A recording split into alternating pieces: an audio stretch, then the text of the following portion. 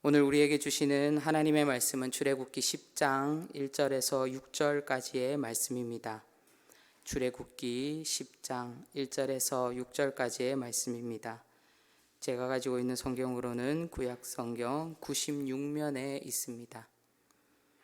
출애굽기 10장 1절에서 6절까지의 말씀을 우리 다 함께 읽어보도록 하겠습니다. 여호와께서 모세에게 이르시되 바로에게로 들어가라. 내가 그의 마음과 그의 신하들의 마음을 완강하게 함은 나의 표징을 그들 중에 보이기 위함이며 내가 애굽에서 행한 일들 곧 내가 그들 가운데서 행한 표징을 내 아들과 내 자손의 귀에 전하기 위함이라. 너희는 내가 여호와인 줄을 알리라. 모세와 아론이 바로에게 들어가서 그에게 이르되 히브리 사람의 하나님 여호와께서 말씀하시기를 내가 어느 때까지 내 앞에 겸비하지 아니하겠느냐. 내 백성을 보내라. 그들이 나를 섬길 것이라. 내가 만일 내 백성 보내기를 거절하면 내일 내가 메뚜기를 내 경내에 들어가게 하리니 메뚜기가 지면을 덮어서 사람이 땅을 볼 수 없을 것이라. 메뚜기가 내게 남은 그것 곧 우리 우박을 면하고 남은 것을 먹으며 너희를 위하여 자라난 모든 나무를 먹을 것이며 또 내 집들과 내 모든 신하의 집들과 모든 애굽 사람의 집들에 가득하리니 이는 내 아버지와 내 조상이 이 땅에 있었던 그날로부터 오늘까지 보지 못하였던 것이라 하셨다 하고 돌이켜 바로에게서 나오니. 아멘. 오늘 본문에는 이제 7째 재앙인 우박의 재앙에 이어서 이제 8번째 재앙이 이어지고 있습니다. 10장 안에는 이제 8번째 재앙인 메뚜기 재앙과 또 9번째 재앙인 흑암에 대한 그런 재앙이 기록되어지는 것을 우리는 볼 수 있습니다. 7번이나 계속되는 그런 점진적인 그 재앙의 수위가 어떻게 보면 높아져 감에도 불구하고 바로의 완고함은 계속적으로 커져가는 것을 우리는 성경을 통하여서 볼 수 있습니다. 하나님께서는 그 마음과 그의 신하들의 마음을 완강하게 만드셨다라고 성경은 말씀하고 있습니다. 재앙과 계속되어지는 이 10가지 재앙과 바로의 마음의 그 상관관계를 보자면요, 첫 번째 재앙부터 5번째 재앙까지는 바로 자신이 마음을 완악하게 먹었다라고 그렇게 기록하고 있고요. 그리고 이제 6번째 재앙부터 마지막 재앙까지는 하나님께서 그 바로의 마음을 완강하게 만드셨다라고 그렇게 기록하고 있습니다. 이것은 바로 여러 가지 이유가 있겠지만 크게 보자면 2가지 이유가 있습니다. 첫 번째 이유는 바로 바로의 신하들에게 하나님께서 바로의 신하들에게 이 이적, 온갖 이적들을 보여주기 위하여서 그렇게 하나님께서 말씀하셨고, 바로 이 신하들에게 이 바로가 하는 모든 것들, 너희들이 믿고 있는 그 모든 신들은 다 거짓이다 라는 것을 하나님께서 말씀해 주기 위해서 한 가지 하나님께서 그 바로의 마음을 완악하게 만드셨습니다. 그리고 2번째는 이적을 통하여서, 이런 재앙들을 통하여서 하나님께서 어떤 분이신지 바로 이스라엘 백성들에게 가르치기 위하여서 하나님께서 바로의 마음을 완강하게 하셨다라고 그렇게 성경은 말하고 있습니다. 다시 말해서 곧 하나님이 참 하나님이심을 가르치기 위해서 하나님 외에는 다른 신이 없음을 이스라엘 백성들에게 믿게 하기 위해서 하나님께서 이 재앙을 사용하고 있다라고 성경은 말씀하고 있습니다. 사실상 지금 이 재앙을 겪고 있는 이스라엘 백성들은 제대로 된 그 하나님을 만나거나 제대로 된 하나님의 그 능력을 보지 못한 그런 세대입니다. 바로 출애굽, 애굽으로 와서 계속적으로 살고 있으면서 이제 노예로서의 삶만 경험한 그런 사람들이기 때문에 어떻게 보면은 이들에게는 정말 하나님이 누군가, 하나님이 어떤 존재인가라는 것들을 그들의 눈으로, 그들의 삶으로 체험할 필요가 있었다라는 것입니다.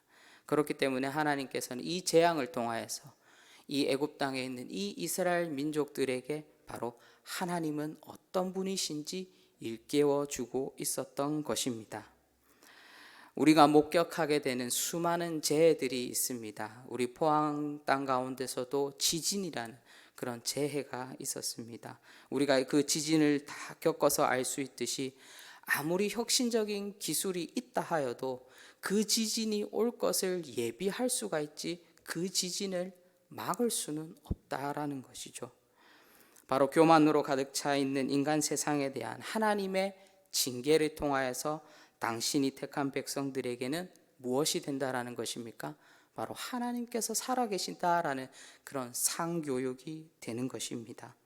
이처럼 무기력한 인간 실존에 대한 자각은 곧 절대자이신 그 하나님께로 바로 우리는 시선을 돌릴 수 있는 그런 계기가 되고 통로가 됨을 오늘 성경은 우리에게 말해주고 있습니다.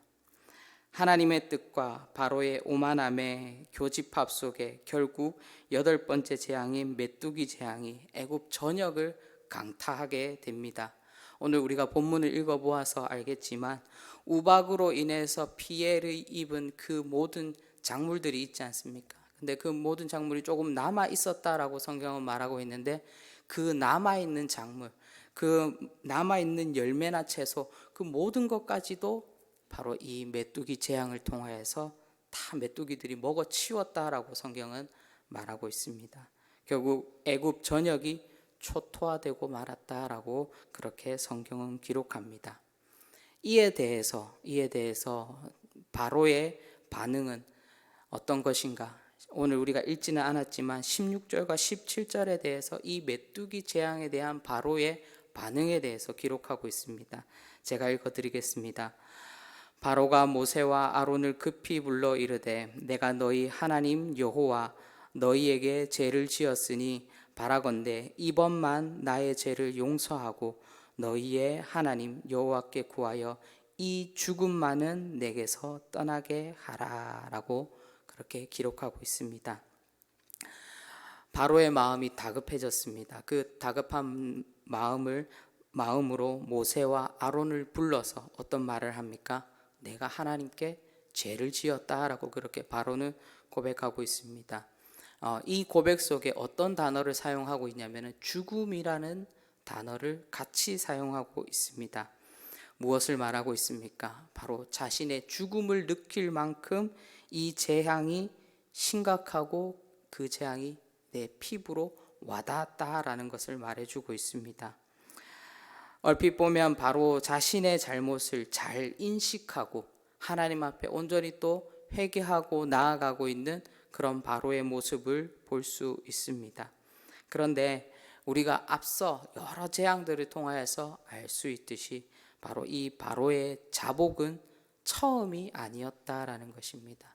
우리가 지난번에도 우리가 우박을 통하여서 말씀을 함께 보았지만 9장 27절에도 내가 범죄하였노라 여호와는 의로우시고 나와 나의 백성은 악하도다라고 모세와 아론에게 그렇게 고백하고 있는 바로의 모습을 우리는 볼 수 있었던 것입니다.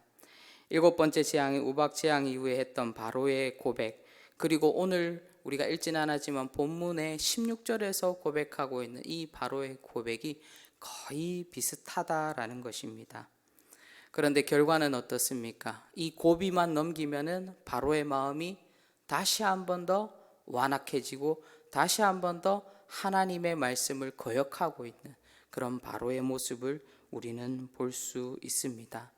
바로 바로의 마음 가운데 진정한 회개가 일어나지 않고 있었던 것입니다. 사랑하는 성도 여러분, 회개와 자복은 다른 것입니다. 자복은 제가 이러한 것을 잘못했습니다 라고 고백하는 것입니다. 아울러 내가 이것을 인정하고 다음부터는 그것을 하지 않겠습니다 라고 약속하는 것입니다. 바로 이 안에는 모두가 어떤 것으로 이루어지고 있습니까? 말로만 이루어지고 있습니다. 자복은 말로만 이루어지고 있는 반면에 그 반면에 회개는 무엇입니까? 회개는 아예 돌아서는 것입니다. 아예 돌아서서 내가 가던 길을 바꾸는 것입니다. 바로 그 의미 속에는 무엇이 들어 있습니까? 그 의미 속에는 말뿐만이 아니라 행동 또한 함께 들어가 있다라는 것입니다. 행동으로 입증하는 것이 바로 회개다라는 것이죠. 바로의 경우에는 자신의 입술에 자복만 있을 뿐 그의 삶 속에 회개할 마음이 전혀 없었던 것입니다. 그런데 우리의 모습을 다시 한 번 더 바라보면서 우리 그리스도인들 또한 오늘 바로와 별반 다르지 않는 삶을 우리가 살아가고 있음을 우리는 인정하지 않을 수가 없습니다. 대부분의 경우 우리의 모습도 혹시나 회개가 아닌 우리의 삶 속에 진정으로 하나님 앞에 엎드려야 됨에도 불구하고 우리의 모습 가운데 회개가 아닌 자복으로 끝날 때가 얼마나 많습니까? 내 잘못을 인정하고 하나님 앞에 바르게 살겠다라고 그렇게 결단하지만 그 결단이 입술의 고백으로만 끝날 때가 얼마나 많습니까? 하지만 진정한 회개는 삶으로 드러나지 않는다면 그것은 회개라고 볼 수 없습니다. 바로 우리의 신앙이 성장하지 못하고 만약에 제자리 걸음이 있다라면 우리는 우리의 삶 속에 진정한 회개가 일어나고 있는지, 우리의 삶을 돌이켜서 하나님께로 더욱더 가까이 나아가고 있는지 우리는 우리의 모습을 돌아보아야 하는 것입니다. 하나님께서는 에베소서 5장 8절의 말씀을 통하여서 우리 그리스도인들이 무엇이라고 말씀하고 있습니까? 바로 우리는 주 안에서 빛이다 라고 그렇게 하나님께서는 말씀해 주고 있습니다. 우리가 주님 안에서 빛이기에 우리를 빛의 자녀답게 너희가 살아가라 라고 그렇게 권면하고 있습니다. 믿지 않는 세상 사람, 어둠의 자식들과는 구별된 모습으로 하나님께서 살아가기를 우리에게 명령하고 있는 것입니다. 당부하고 계십니다. 그를 통하여서 어떤 것이 드러나기를 원하십니까? 바로 우리가 빛의 자녀답게 살아가는 것은 하나님의 영광이 드러나기 위해서, 바로 하나님의 이름이 드러나기 위해서, 그것이 바로 우리를 당신의 자녀로, 바로 예수 그리스도의 자녀로 삼으신 그 이유이시기 때문입니다. 사랑하는 성도 여러분, 오늘도 우리는 칠흑과 같은 이 세상을 살아갑니다. 여러분들은 이 세상 속에 또한 살아가야 합니다. 하지만 우리 주님께서는 우리 한 사람 한 사람을 무엇으로 불러주셨습니까? 우리 한 사람 한 사람을 빛의 자녀로 불러주셨습니다. 하나님께서 빛의 자녀로 불러주셔서 선택하여 주셨고 구별해 주셨습니다. 우리는 이 사실을 잊지 아니하고 우리의 심령 가운데 하나님, 내가 오늘도 거룩한 주님의 자녀로서 주님 앞에 내 삶을 드리며 내 삶을 예배로 드리며 주님 앞에 나아갑니다. 하나님, 나의 모습을 받아 주시옵소서. 비록 나의 마음은 연약할지라도, 지금 내 마음은 죄로 물들었고 하나님 부족할지라도 하나님, 나의 모습을 계속 회개하면서 주님의 자녀답게, 빛의 자녀답게 살아가기를 소망합니다. 고백할 수 있는 저와 여러분이 되시기를 주님의 이름으로 축원드립니다. 그리하여서 우리의 모습을 통하여서 하나님의 영광이 드러나고 주님의 아름다운 그 빛이 드러나서 정말 오늘 우리의 모습을 통해서 예수 그리스도의 복음이 땅끝까지 선포되어지는 그런 놀라운 역사 또한 일어날 수 있기를 주님의 이름으로 축원드립니다. 기도하도록 하겠습니다. 사랑의 주님, 교만으로 가득 차 있는 이 세상 속에서, 어둠으로 가득 차 있는 이 세상 속에서 하나님, 우리 한 사람 한 사람을 빛의 자녀로 불러주셨습니다. 하나님, 우리는 때로는 이것을 망각하고 살아가고 있지는 않습니까?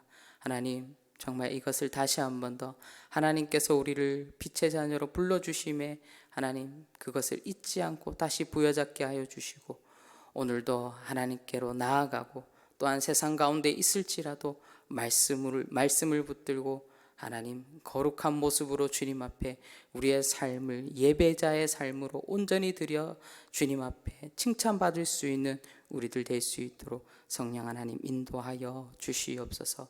그래서 우리의 모습을 통하여서 정말 세상 사람들이 하나님은 살아계시구나 라고 고백되어질 수 있는 그런 놀라운 역사가 역사와 은혜가 있을 수 있도록 성령 하나님, 우리 한 사람 한 사람을 사용하여 주시옵소서.